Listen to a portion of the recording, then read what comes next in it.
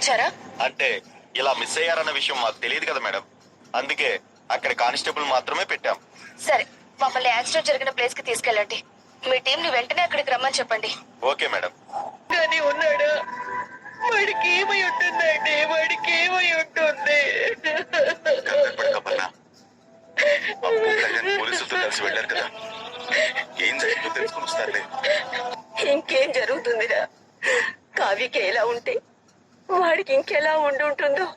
శుభ్రంగా ఇంట్లో ఉండేవాళ్ళు అందరూ కలిసి హనీమూన్ కి ఏర్పాట్లు చేసి మరీ వెళ్ళమన్నారు.